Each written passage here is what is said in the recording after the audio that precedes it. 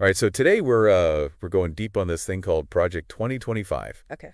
and you might want to grab a seat for this one. Oh, Yeah, it's a plan that lays out some potential changes okay. to the U.S. federal government, and Yeah, a lot of people are talking about it, I bet. to say the least. Yeah, we're actually looking at an analysis of Project 2025, Hmm. specifically excerpts from this document Okay, that uses George Orwell's 1984 you're to kidding. understand what these proposed changes could mean. Yeah, no kidding. The document, Back to the Future in America, Orwell's 1984 A Cautionary Tale, Yeah, really doesn't hold back right. at all. It uses this thing It uses the PESTEL framework called the PESTEL to framework. break down Project 2025 Yeah. and compare it to 1984. Could you give us a quick rundown of how that framework works? Absolutely. So PESTEL stands for political, economic, social, technological, environmental, and legal. Okay. It's basically a way to analyze different forces at play, like in a big project. Or within an organization. In this Okay. case, the document's trying to figure out what's really driving Project 2025. And the Yep. top three are pretty interesting: What are those? political, social, and legal. Okay, so let's start with the political motivations then. Okay. The document seems particularly worried about this Yeah. consolidation of power Yeah. with one party, Uh-huh. the Republican Party, Right. holding the reins for a potentially very long time. It could be. Sounds a bit like 1984, wouldn't you say? It does, yeah. In 1984, you've got the party, Right. which controls every aspect of life. Right.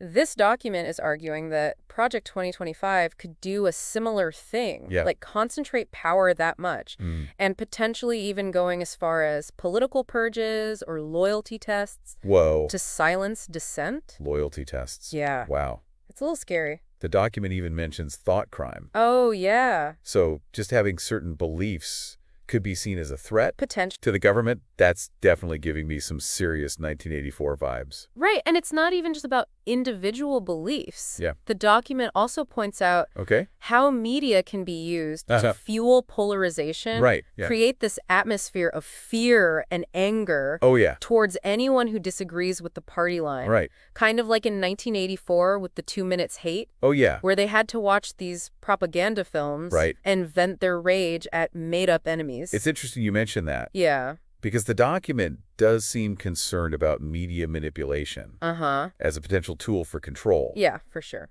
But let's move on to the social motivations then Okay. behind Project 2025. All right? The document uses some pretty strong language here, Yeah. talking about social engineering Uh-huh. and restructuring of American culture. Whoa. What exactly does that mean in this context? Well, one of the big focuses is education, Okay. and that's where the document brings in 1984 again. Okay.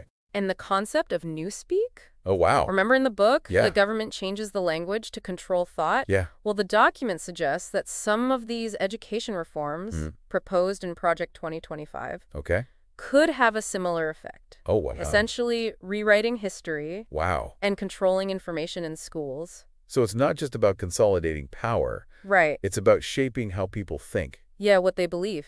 That's pretty intense. It is. What about immigration? Okay. It looks like Project 2025 advocates for some pretty strict restrictions there Yeah, it does. as well. The document sees this as another potential form of social engineering. Interesting. In 1984, the party controlled the pros Yeah. by keeping them isolated, Right. uneducated, Right. and easily manipulated. Yeah. The document suggests that Project 2025 could use immigration restrictions to shape demographics in a way that benefits a particular ideology. It seems like controlling who's part of American society Right. could be a powerful tool It could. for shaping the future. Yeah. So we've talked about political power grabs Uh-huh. and social engineering. Yeah. What about the legal side of things? Okay. What concerns does the document raise about Project 2025's potential impact on the legal system? One major concern is the dismantling of what's called the administrative state. Mm-hmm. These are the government agencies like the EPA or FDA that put checks and balances on executive power. Yeah. Project 2025 seems to favor weakening those agencies significantly. So if those agencies were weakened Yeah. or even dismantled, Uh-huh. wouldn't that make it harder to challenge the government? That's what the document is worried about. Okay. Even if they overreach. Even if they overreach their authority. Yeah, exactly. Right. It argues that Project 2025 could create an environment where legal challenges against the government Yeah. become increasingly difficult. Right. It's like taking away tools that citizens have to hold those in power accountable. You know, it's fascinating Yeah. how the document keeps connecting these different aspects of Project 2025. Uh-huh. The political, the Right. social, Right. the Yeah. legal, back to the themes of 1984. Yeah.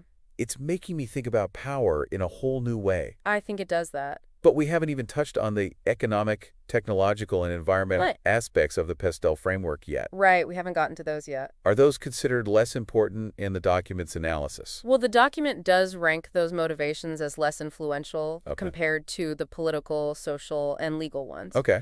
But it still flags some pretty significant concerns, Yeah. especially when it comes to things like economic inequality Okay. and access to information. Okay, before we get ahead of ourselves, Yeah. let's dive into those other areas of the PESTEL framework. Okay. I'm curious to see how the document connects those to 1984 as well. I think you'll be interested. Okay. Let's start with the economic aspects. Okay. The document argues that Project 2025 could lead to policies that really favor certain industries Okay. and benefit the wealthy, Hmm. potentially making economic inequalities even worse. For example, Okay. there are concerns about tax cuts Right. that disproportionately help the rich, Yeah. and at the same time, Uh-huh.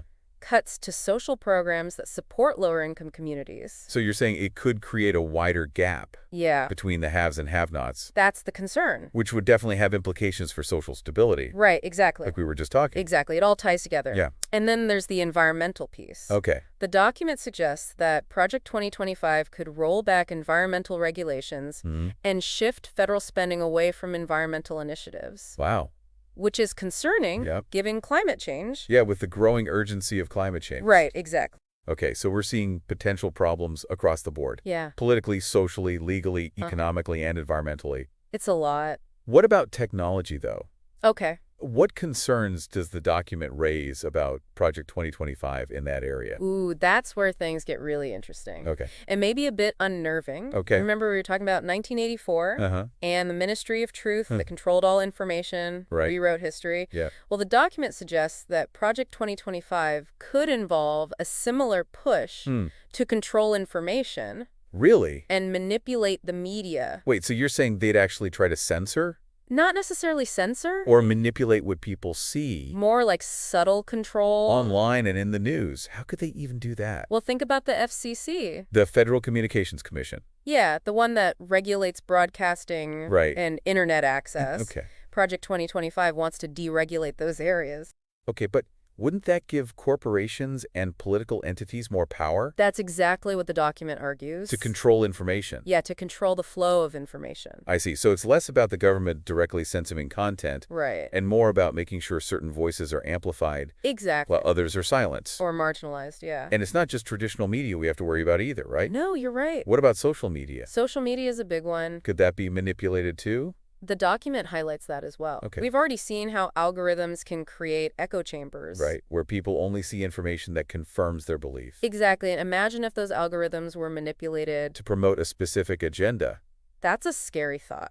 Okay, this is starting to feel really Orwellian. Yeah. In 1984, the party used propaganda Right?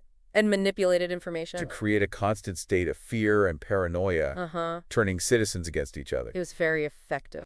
Is the document suggesting that Project 2025 could do something similar here? It's not saying we'll have telescreens in our homes, Okay, but it does raise concerns about a climate of fear and distrust. okay. It points out how the plan could label opponents as enemies of the state, That sounds familiar. a classic tactic to silence dissent Yeah. and rally support. You know, that reminds me of Emmanuel Goldstein, Oh, yeah. that fictional enemy that the party used in 1984 Right. to unite everyone against a common threat. Like they needed an enemy. Yeah, to maintain control. Exactly, and it shows how insidious propaganda and manipulation can be. Oh. By creating a perceived enemy, those in power can justify anything Yeah. and control the narrative. So we have potential information control, media manipulation, Uh-huh. and the demonization of opponents. It's a lot.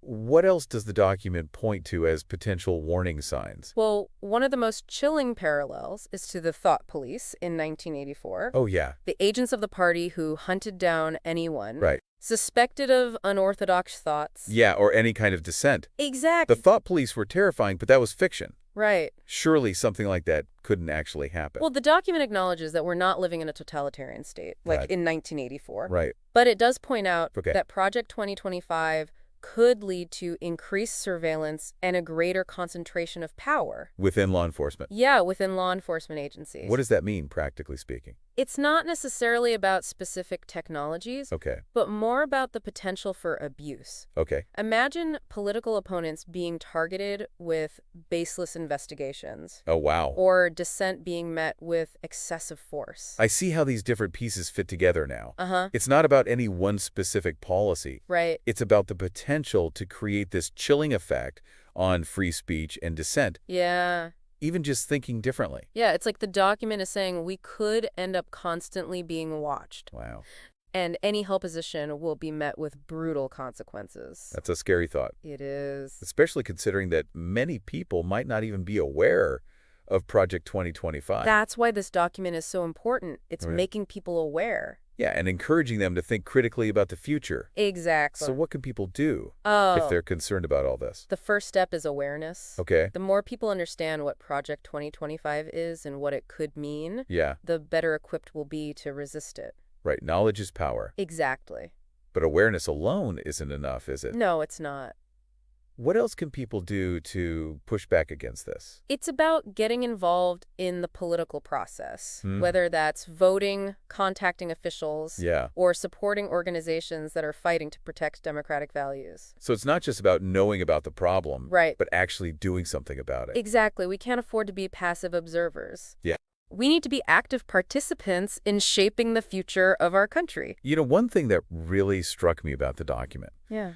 was how it used 1984 as like this framework Yeah. for understanding these complex political issues. Right. It's like holding up a mirror to society Mm-hmm. and asking, do you see these warning signs Oh, yeah. in your own life, Yeah. in the news, and the way you interact with technology? But the powerful approach. Yeah. It forces us to confront some uncomfortable truths Right. about power, Uh-huh. how it can be abused, Right. how information can be manipulated, Yeah. how fear can be used as a tool of control. Yeah. And it reminds us that even in a democracy like Right. the U.S., Yeah. those threats are always there. It's like that famous quote from 1984. Oh, yeah. Orthodoxy means not thinking, not needing to think. Yeah. Orthodoxy is unconsciousness. Mm, I think that's so important, it is. especially today, Yeah. where we're bombarded with information constantly. Right. We can't just passively absorb everything we see online or on TV. Yeah, we need to be critical thinkers, questioning assumptions, Uh-huh. challenging the status quo, Yeah.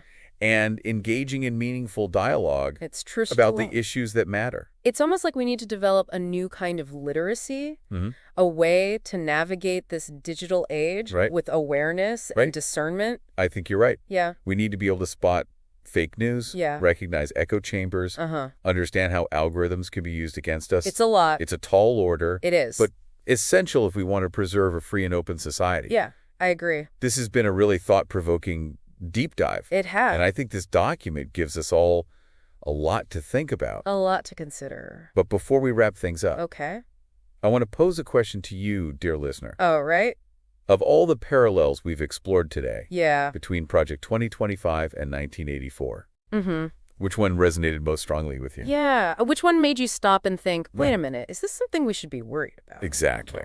And building on that, Yeah. I want to leave you with one final thought. Okay.